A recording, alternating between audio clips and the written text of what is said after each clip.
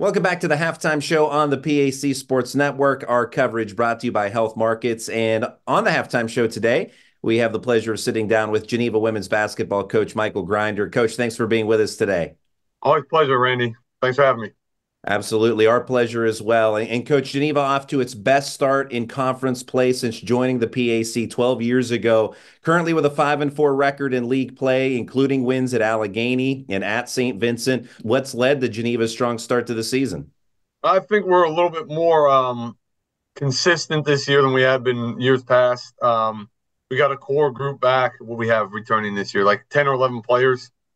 So that's helped us. And just the ability they've up until like we hit break, we were playing really well, and we were consistent on both ends, both offensively and defensively.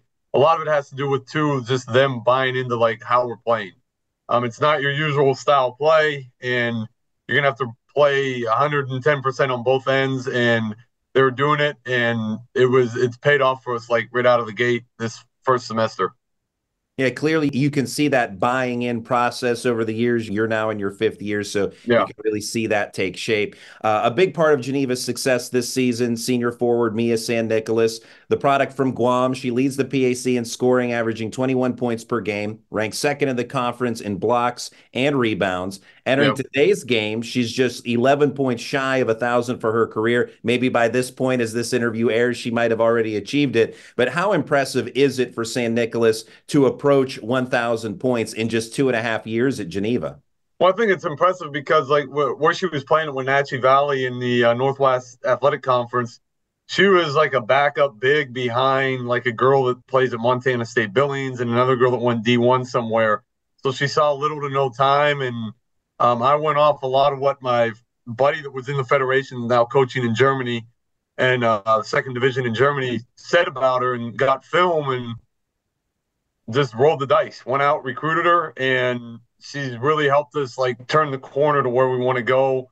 I think with bigs that come in here, we try to stress anybody we recruit that's bigger.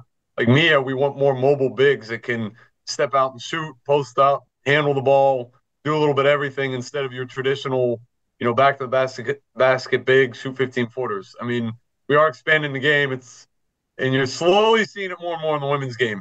Each year you watch it at the Division 1, Division 2, and like Division 3 levels. You're seeing a little bit like more players like me that'll step out and do more. But she's helped tremendously. She's pushed us where we need to be at this stage. And it started when, she committed to come here, and it's been a process each year, but she's getting us where we want us as a program. And I think that's when you talk to her, you've ever bumped into her, that's the biggest thing. It's the team's first, and all the individual accolades like come second or third down the line. So that's really what you want out of your best player. There are a lot of teams that have brothers or sisters playing on the same team, but Geneva has the unique pleasure of having a pair of sisters-in-law in the starting lineup. Taylor Milroy, second on the team in scoring, 13 points per Yep. game, while Cynthia Milroy is one of the top defenders in the conference. What kind of contributions do the Milroys bring to the floor for the Tornadoes? I mean, Taylor's probably the better offensive player. I knew that getting her. She had the knee injury her first year. Last year was one of those like work through it. This year we knew coming in she was going to give us more. She's a better offensive player because she can get to the hoop. She has a mid-range jump shot and she can shoot the three. Good defender. Cynthia is definitely the better defender out of the two. But I knew that when I was recruiting Cynthia. It was going to be whether she wanted to, like any player at this level, if she wants to advance on the offensive end, she has the resources and ability here with my staff and I. But she's just a better defender. Like she anticipates, she gets steals. Sometimes we have to tone it down with her. Just hey, you might not want to like jump it too early, like bait them into doing it, and sometimes she'll fly by the ball as it goes through her hands. But you get that when someone's that aggressive on one end of the floor, but they help in different areas where we need it. And I don't think we've had that type of combination with guards. One like Cynthia is more of a driver, and Taylor's just an all around scorer, and it helps you. Like on and off the floor, great to have. It really messed with people. Some people are like, "You got new players?" I'm like, "No, they just got married over the summer." And think the only coach that wasn't fooled was Gina down at W&J on that. She's like, we knew who it was immediately. I'm like, yeah, I know. Everybody else asked me like, why'd you get new players? I'm like, they get new players. They got married. I know for us broadcasters, we look at the roster first before we see game film, and we're looking at that. Wait a minute, did Geneva get a couple Yeah. of transfers? What happened here? But yeah, they're players that we already know, so and very good ones at that. Senior guard Emily Buhait has had some big games for Geneva over the years, and has really come Mm. on strong over the past 6 games as well. From the perimeter, she's averaging around 10 points per game in that span. What's been the difference for Buhait over the last 6 games? Well, I mean, we were like, I mean, her first year, you like she had a few good games the first year she was here, but we had a shortened season. Second year, had some big moments. Had some moments where she just filled out the whole stat sheet, and then last year, just we didn't. She didn't have a really good year last year, and then this year it started off similar to last year. And I remember telling St. Nicholas, I was like, look, I said, you just need to flat out ask her, like, does she want to just be here? Or does she want to contribute? And once Mia asked her, like, hey, we need you to step up, she's been like, the last 6 games, she's just shown up and played basketball. And I mean, you can see it in the stat sheet. Like last night at Westminster, like I told her at the end of the game, like I said, I don't care that you went 3 for 10. 3 for 10 is 3 for 10. It's more or less we're looking at like what are you doing out on the game, the floor? Like you're affecting the game. You're playing defense. You're doing things. You're around the passing lanes. You're doing stuff to help the game, and that's what we ultimately want out of each player. Is like, can you affect it? And that's what Emily's getting back to again. Is just how can I affect the game? Is it points? Is it rebounds? Is it just playing good defense? Is it the extra pass? So she's back to where she was. Geneva boasts plenty of experience, but also has a pair of freshmen who have made an impact this season. One of those freshmen is Monica Lammy, a product from Panama. You obviously have that international connection from your basketball past. How were you able to find Lammy and recruit her to Geneva? A buddy of mine that's in Guatemala, that's part of the federation down there. He just basically told me, he's like, there's some girls down here that can play. I was like, well, yeah, I played down there, I understand that. But he goes, I'm gonna just like, he goes, start looking through the junior national teams and start watching film. Um, and also he goes, if anything comes through like on an email from like players that are coming through there, I'm gonna contact somebody down here to start filtering like people up there to you.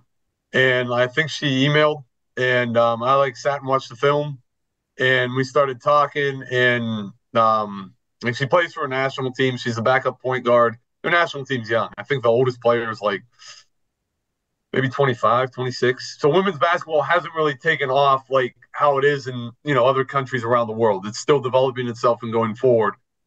She's been your typical freshman. She's played some great games and moments in games where she makes some like great plays. And there's moments you're just like still freshman. And you have an adjustment. You're coming from, Central America up here to play. It's going to be a massive adjustment, no matter what level you come into. But there's been moments, all the tools are there for her to be really good at our level, especially in the conference. And it's just, I think it's a matter of time with her like adjusting and getting used to it. Another impact freshman is Aislinn Thompson from Lincoln Park. She hails from Beaver Falls, PA, Yep. just minutes away from Geneva College. An outstanding three-point shooter in high school. How well does Thompson fit into Geneva's style of play? She fits really well because she just plays hard. She shoots the ball well. She plays really hard. She's aggressive on both ends of the floor. Again, she's done some really great things, and there's going to be more room for improvement over the next 3 years. And I mean, even these last couple games, even with like conference tournament coming up, she'll continue to improve for us.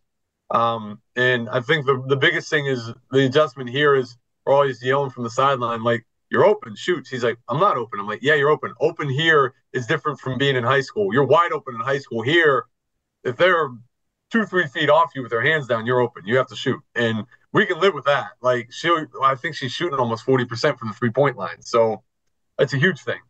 If she can keep going the next 11 games and just improve on what she's been doing.